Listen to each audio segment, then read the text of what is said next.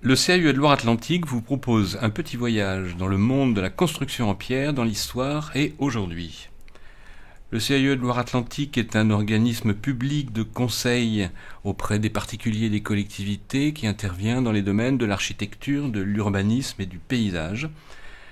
Vous pourrez en savoir plus en allant voir, vous aurez l'adresse à la fin, le CAUE sur le site www.caue44.com. Alors, ce petit voyage sur la pierre, on va commencer par parler de l'histoire de la construction en pierre. On va parler ensuite des pierres utilisées en Loire-Atlantique, dans l'histoire, là aussi, de la façon dont ont été utilisées ces pierres, et les enjeux qui concernent aujourd'hui l'entretien, la restauration des bâtiments en pierre, et notamment la question de l'isolation des murs en pierre. Alors, construire en pierre. La base de la construction, la base de l'architecture, il y a deux principes principaux. On construit par ossature ou on construit par empilement. Construire par ossature, c'est prendre 4 troncs d'arbres pour faire une hutte. L'image de gauche montre une vision au XVIIIe siècle de la naissance de l'architecture à partir de 4 arbres et de branches qui auraient permis à la déesse architecture de créer les premiers temples. Évidemment, c'est faux, mais c'est une belle image. À droite, une image plus familière qui montre une petite construction rurale, un abri de berger en pierre empilé. Donc ça, c'est quand même la majorité des constructions, en tout cas en Europe, le fait d'empiler des pierres, des blocs de terre, des briques, ou de mélanger tous ces matériaux-là, des morceaux de bois, et d'empiler. Alors, construire en pierre, la première façon, c'est d'utiliser des pierres qu'on ramasse dans les champs. La base des paysages agricoles, c'est le fait d'épierrer les champs et de mettre les pierres sur le côté des champs et finalement d'en faire des murs. Alors, les murs les plus anciens qui clôturaient les champs ou qui soutenaient les terrasses agricoles étaient faits en pierre sèche, c'est-à-dire des pierres simplement empilées, sans mortier. Pour cela, on a besoin de pierres non taillées, soit des pierres qu'on ramasse dans les champs, soit des pierres qu'on prend dans des carrières et qu'on équarrit simplement. Alors, ça demande pratiquement pas d'outils, ça demande un savoir-faire sur la façon d'empiler les pierres, puisqu'il s'agit d'avoir le moins d'espacement possible entre les différents moellons, mais c'est assez faisable par les agriculteurs eux-mêmes, ce qui était le cas le plus souvent. La pierre de taille, qui est la version prestigieuse du mur en pierre, demande alors là des pierres de bonne qualité, des pierres denses, des pierres homogènes. Elle demande un outillage spécifique et surtout, cette construction demande des savoir-faire, des métiers de maçon, des métiers de tailleur de pierre, des métiers de carrier. Donc c'est un art plus savant qui a donné lieu au XVIIe et XVIIIe siècle à une science, la stéréotomie, qui est l'art de tailler les pierres, notamment pour faire les voûtes. Au XVIIe siècle, on a des manuels de stéréotomie. Alors en général, ce type de construction est réservé aux édifices de qualité, soit les bâtiments publics, soit les belles maisons urbaines, soit les manoirs ou châteaux dans l'espace rural. Alors, avec une petite exception, dans certaines régions où la pierre est très très facile d'accès, par exemple dans le Saumurois, autour de Saumur, ou en Touraine, le tuffeau est tellement facile d'accès et tellement facile à travailler qu'on construisait même des petits sous à cochons en pierre de taille. Après ces deux modes de construction, la construction par empilement simple ou la construction en pierre de taille, on va regarder un petit peu, examiner la construction en moellon et mortier qui est de loin la plus fréquente. Elle consiste à monter des murs avec des moellons, des pierres de taille irrégulière, de forme irrégulière, absolument pas taillées, mais de les relier par un mortier de pose qui est un mélange de sable, d'eau, de chaux, de terre, parfois même de bouse de vache, qui permet de donner un liant entre les pierres et en séchant d'assurer la solidité du mur. Alors c'est une construction très répandue, pourquoi ? Parce que pratiquement toutes les pierres, toutes les qualités de pierre sont utilisables dans cette construction. Elle demande peu d'outillage, elle est assez simple à monter, ce qui a permis à de nombreux agriculteurs de construire eux-mêmes leurs granges, leurs étables ou parfois leurs maisons. Elle est très solide, sauf quand l'humidité qui remonte du sol reste à l'intérieur du mur. Dans ce cas-là, on peut avoir des problèmes avec le mortier et une fragilité du mur. Et puis, elle peut être facilement agressée par les éléments extérieurs, le vent, la pluie, la grêle. Une autre caractéristique de ce type de construction est la souplesse de ce type de maçonnerie qui peut épouser les mouvements du sol ou qui peut épouser des problèmes de structure sans s'effondrer. Alors, les murs en moellon, quelle que soit leur taille, sont toujours construits de la même manière, c'est-à-dire que de chaque côté du mur, à l'intérieur et à l'extérieur, on a un parement assez bien réalisé, en pierre très jointive, et qu'entre ces deux parements, on a un blocage dans ce qu'on appelle du tout venant, c'est-à-dire un mélange de terre, de débris de pierre, de débris de briques, parfois même de morceaux de bois, de gravier, de sable.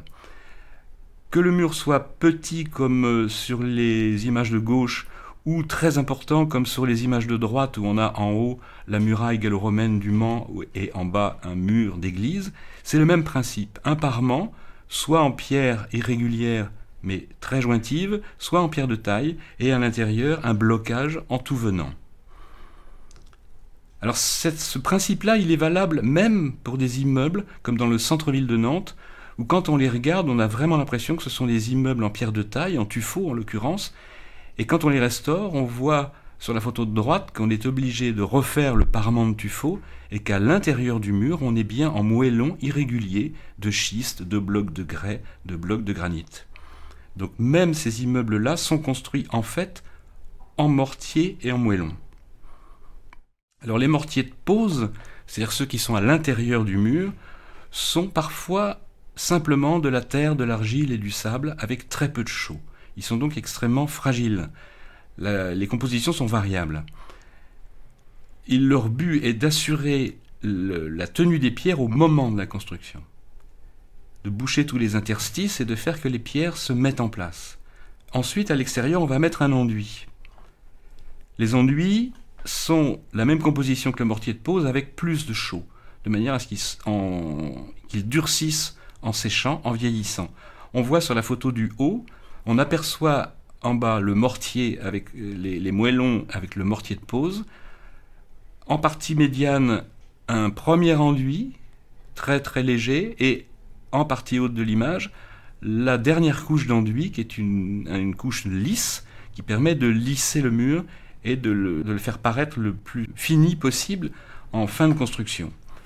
Alors, ces enduits-là ont pour but de protéger donc les moellons et les mortiers de pose des intempéries, et ils ont pour but aussi d'avoir des murs le plus finis. On voit en bas à droite comment les enduits autrefois venaient mourir exactement au nu des pierres. Là, l'enduit est un petit peu granuleux parce qu'il est usé, c'est un enduit du XVIIIe siècle, mais à l'origine, il était entièrement lisse. Quelques images d'enduits. En haut à gauche, encore une fois, on a les moellons, le premier mortier, le premier enduit et le deuxième enduit de finition. À droite, un enduit plus rose parce que, par souci esthétique, on a mélangé au sable, à la chaux, de la poudre de terre cuite qui donne un enduit rose. Et puis en bas, des enduits récents, refaits, mais refaits dans les règles de l'art, donc extrêmement lisses et venant mourir exactement à la même surface que les pierres, au nu des pierres. Alors une autre technique de construction qui est minoritaire mais qui est intéressante, qui a toujours existé dans l'histoire, c'est le fait de réemployer des pierres issues de bâtiments démolis ou en ruine. On en voit des exemples à Angers avec la construction de la muraille au IIIe siècle en réutilisant des éléments de bâtiments du 1er siècle, donc il y avait 200 ans. On le trouve dans les bourgs, dans les villages, avec ce qu'on appelait souvent les pierres du château, c'est-à-dire quand le château brûlait ou était détruit, on réutilisait tout ce qu'on pouvait pour en faire des encadrements, des linteaux de fenêtres, des appuis de fenêtres. On utilisait dans ce cas-là uniquement les pierres dures, qui sont faciles à démonter et à remonter, donc du granit par exemple, du grès, mais pas des pierres calcaires tendres comme le tuffeau qui s'abîment très vite. Alors, c'était à la fois pour réutiliser des matériaux à pas cher, parfois on gardait le côté décoratif. Là on peut voir sur quelques exemples pris en Loire-Atlantique que les pierres réutilisées, on essayait de leur garder leur aspect décoratif, mais parfois que ça ne collait pas, c'est-à-dire que le linteau pouvait être plus petit que l'ouverture ou plus grand. Donc évidemment le décor ne correspond pas exactement à l'architecture terminée.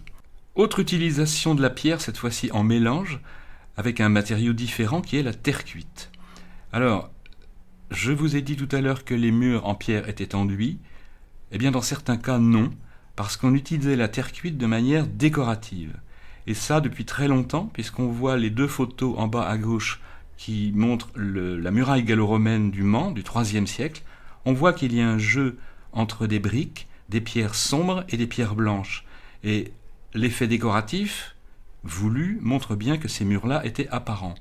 La photo de droite montre un édifice extrêmement intéressant qui est l'église de Savenières dans le Maine-et-Loire, qui est une église romane construite à partir d'une église beaucoup plus ancienne qu'on ne sait pas encore dater mais qui semble dater entre le 5e et le 10e siècle. Et on voit que là on a un jeu avec des briques posées en arêtes de poisson ou des encadrements de baies avec un jeu de pierres de tuffeau et de briques en alternance. Donc là il s'agit à la fois d'utiliser la brique de manière décorative, sachant que la terre cuite dans les murs en pierre a un autre intérêt, c'est qu'elle permet aux murs de respirer puisque la brique récupère l'eau et la rejette facilement. L'exemple sur cette page est moins connu.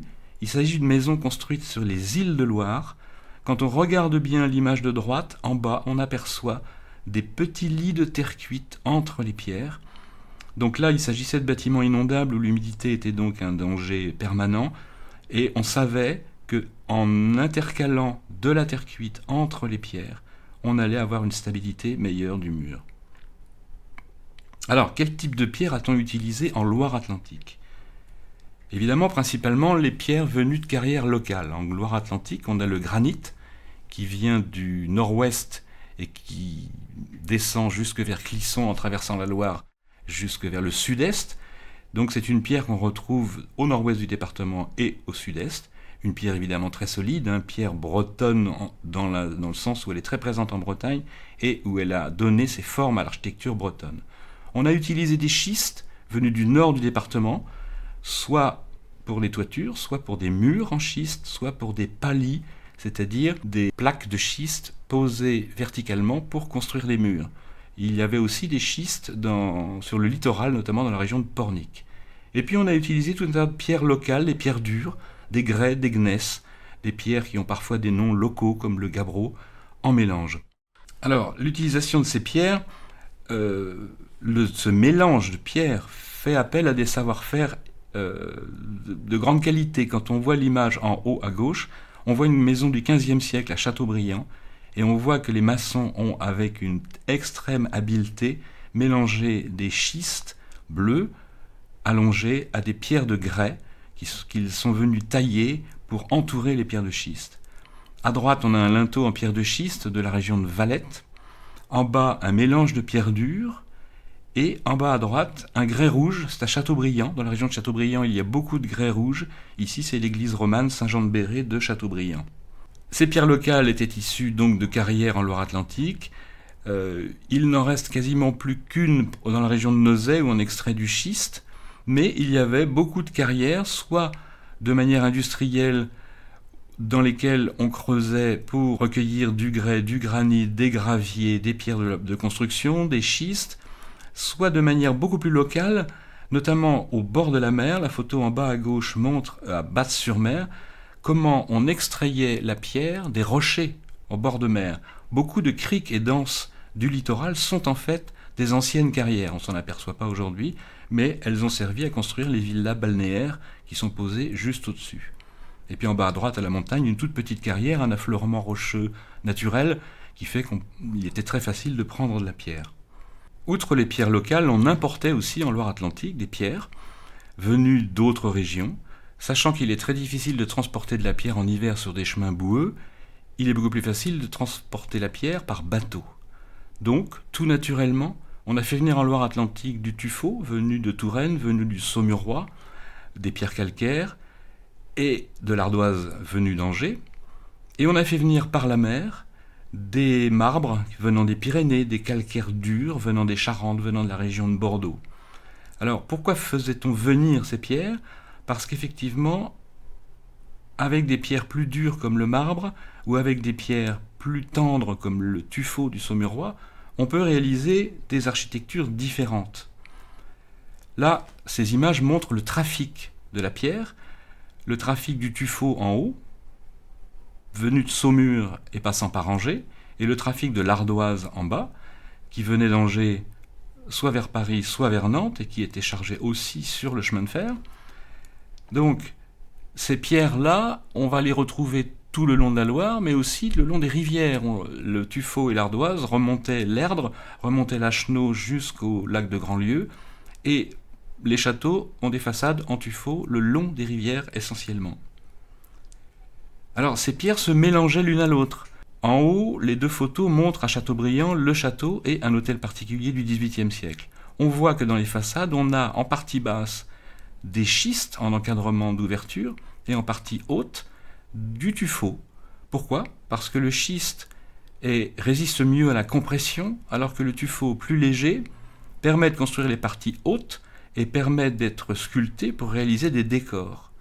Donc l'hôtel particulier de la photo en haut à droite montre en bas des schistes et des grès, et en haut, en encadrement pour la corniche sculptée et pour les lucarnes, de la pierre de tuffeau venue du Saumurois, donc jusqu'à Châteaubriand.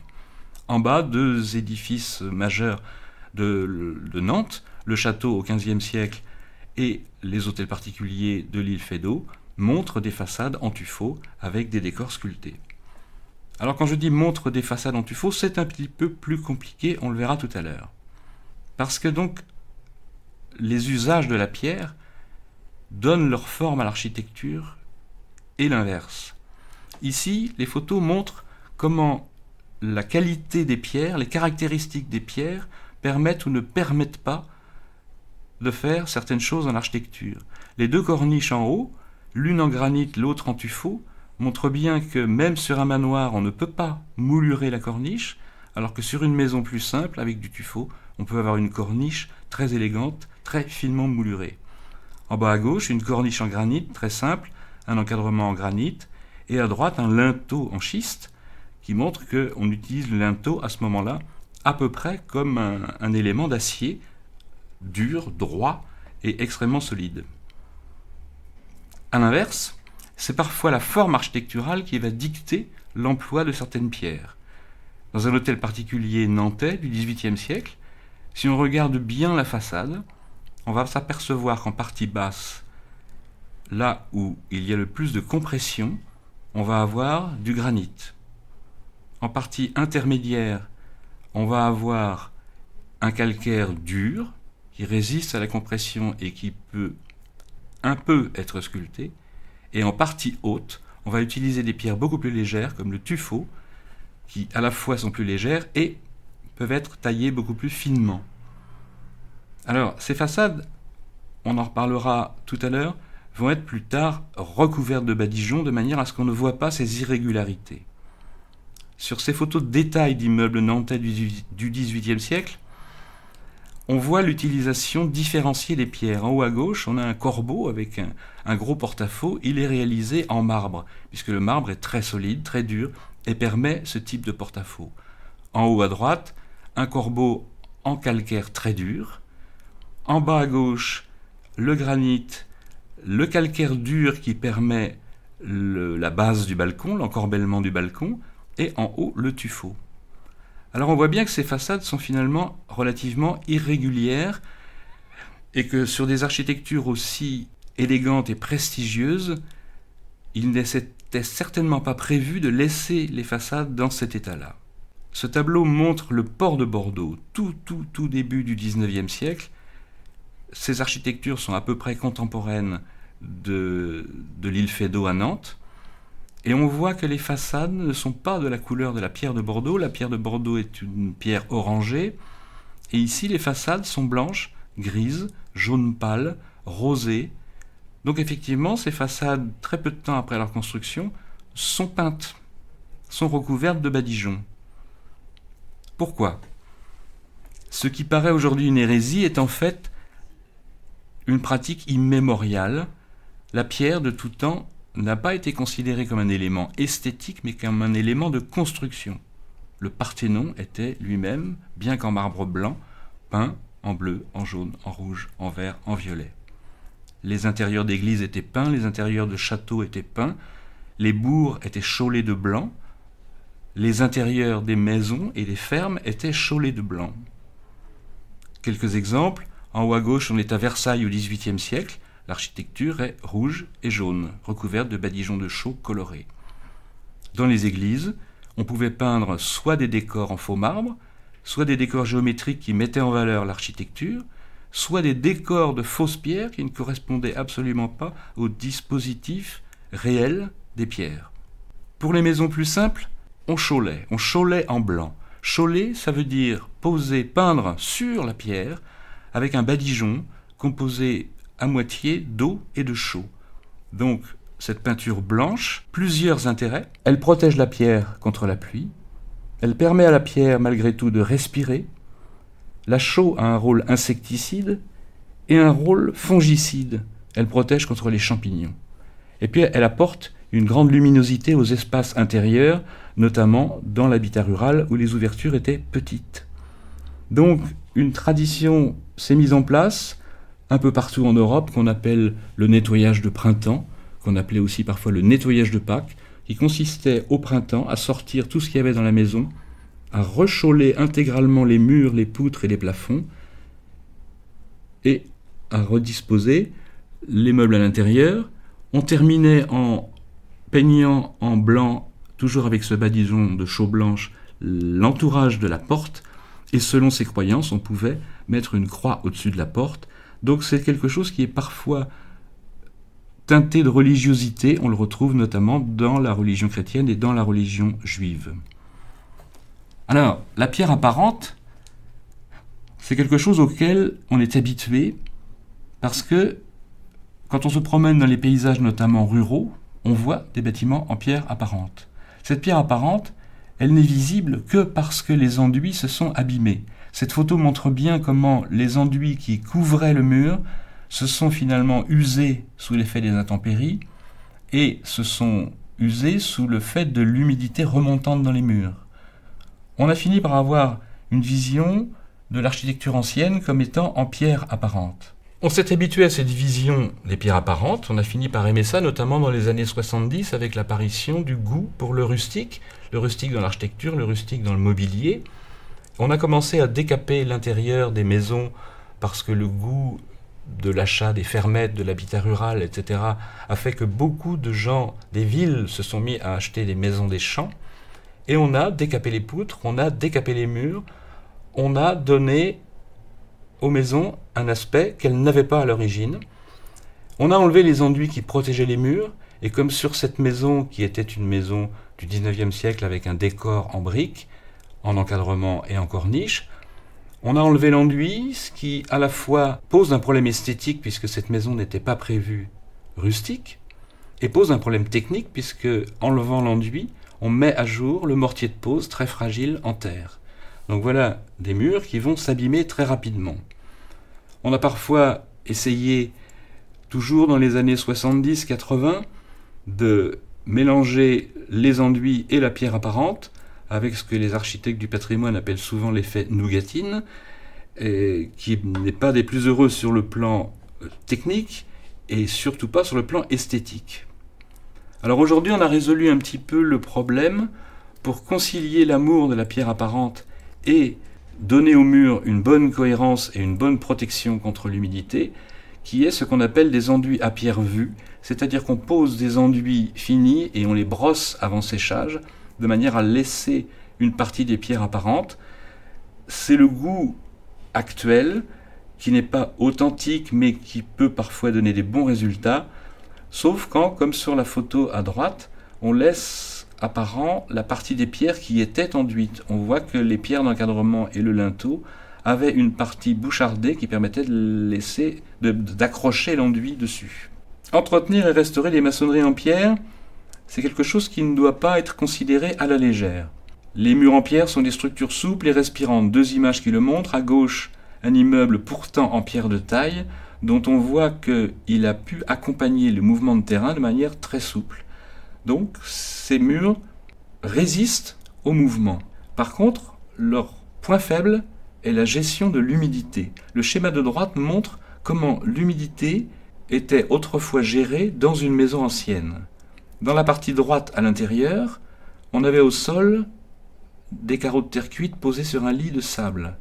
Et on avait à l'extérieur de l'herbe ou de la terre. L'humidité du sol pouvait donc remonter directement, que ce soit à l'intérieur ou à l'extérieur. L'humidité par capillarité remontait dans le mur et ressortait des deux côtés, à l'intérieur et à l'extérieur, puisqu'on avait des enduits à la chaux qui permettaient au mur de respirer. Le problème vient quand on pose sur ces murs-là soit des enduits en ciment, soit des peintures étanches. L'humidité reste dans le mur et va faire finalement pourrir les mortiers. Il va se créer ce qu'on appelle des désordres soit de tassement de mur, soit de pourriture de la pierre, notamment des pierres calcaires, mais même les pierres dures peuvent pourrir et se desquamer.